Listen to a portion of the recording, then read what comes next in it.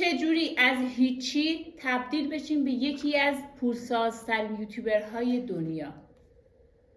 قراره توی این ویدیو در مورد اینکه روند یوتیوب و اینکه چجوری بتونیم میلیاردها دلار از یوتیوب به دست بیاریم رو توضیح بدم. پس تا آخر ویدیو همراه من باش تا پاسخ این سوالم بدونی.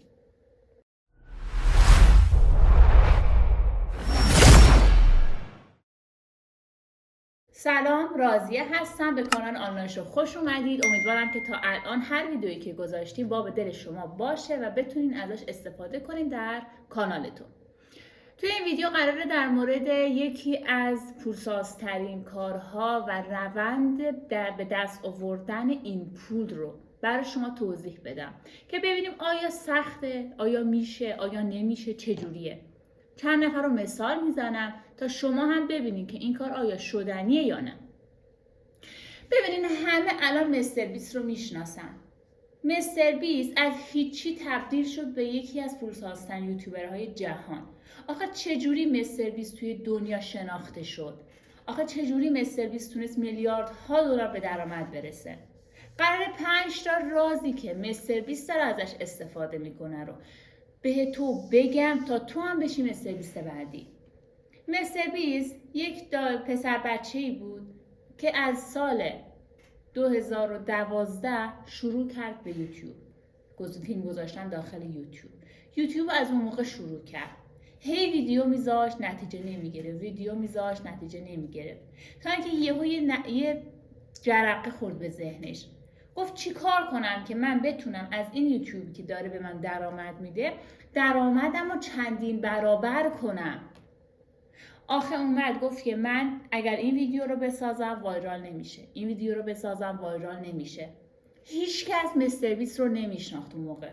مستر بیست فکر کرد، گفت اگر من بیام چالش هایی رو برگزار کنم که اعداد بزرگی داشته باشند باعث میشه مردم جذب بشن. پس افرادی که میان وارد یوتیوب میشن و فیلم ها رو میبینن دنبال اعداد بزرگ هستن. مثلا مستر بیست چالش گذاشت که اگر یک روز داخل این دایره باشی 150 دلار بهت میدم.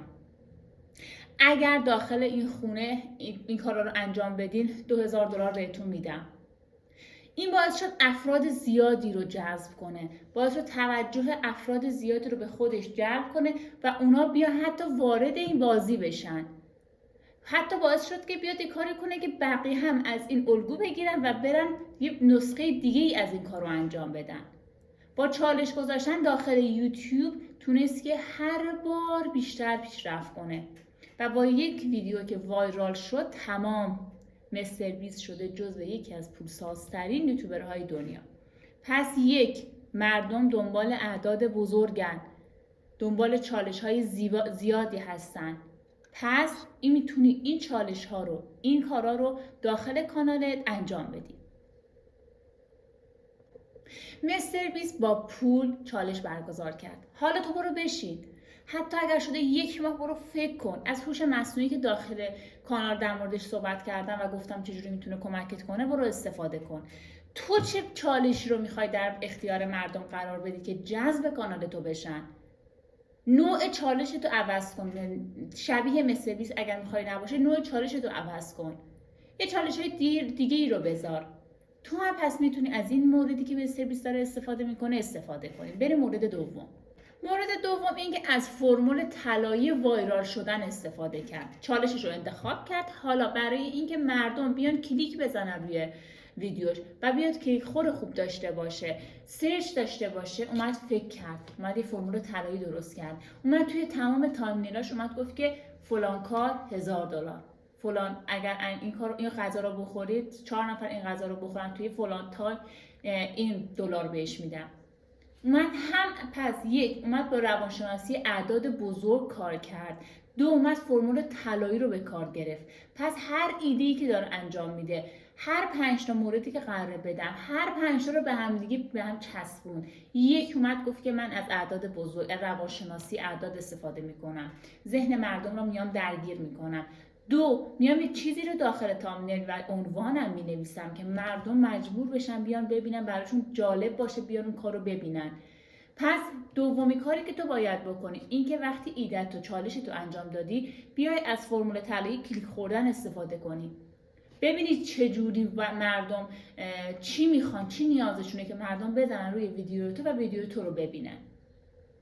این دوتا مورد به هم چسبیده، پس مستر بیست داره از این دو مورد برای شروع کارش استفاده میکنه و استفاده کرده، وایرال شده و الان شده میلیاردر. سومین مورد اینه که مخاطب رو اول ویدیو نگه داری. ارتباط با مخاطب هنگام اول ویدیو، 30 ثانیه اول ویدیوشو اومد جوری طراحی کرد، جوری برنامه‌ریزی کرد، چالشی رو برگزار کرد که مخاطب 30 ثانیه اول داخل ویدیوش بمونه. اگر 30 ثانیه اول مخاطب داخل ویدیو شما نمونه، یوتیوب ویدیوها تو به کسی دیگه نشون نمیده، یوتیوب به کسی کمتر نشون میده. پس 1 فرمول طلایی، 2 روانشناسی اعداد، 3 ارتباط یا تعامل نگه داشتن مخاطب. این که چجوری مخاطب رو توی ویدیوها نگهداری مهمه. این که فقط کلیک بزنه بره مهم نیست، باید بمونه و ویدیوی تو رو ببینه. اینه که یوتیوب تو بها میده. خب من اومدم 3 تا مورد رو گفتم. مهمترین مورد مستر بیست میدونین کجاست؟ اینه که درآمدی که از یه ویدیو در میاره چی کار میکنه؟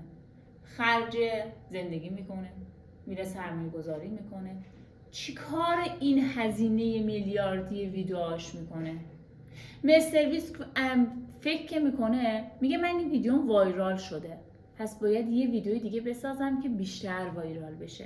پس این ویدیو به من این همه هزینه داد، من این هزینه رو خرج دوباره همین ویدیوام میکنم. پس مستر بیست راز اینه که شده مستر بیست اینه که سرمایه‌اش رو روی محتوای بعدیش میذاره. اینکه محتوای بعدیش رو چجوری بیاد برگزار کنه، اینکه بتونه آیا از این درآمد به خوبی استفاده کنه یا نه. پس مستر بیست وقتی میشه مستر بیست که بیاد با چشم باز جلو رو ببینه، آینده رو ببینه. اگر قرار باشه از یه ویدیوش به درآمد برسه و دیگه خداحافظ تمام، این که فایده نداره. پس داره از ویدیوهای قبلیش سرمایه گذاری میکنه روی ویدیوهای بعدیش.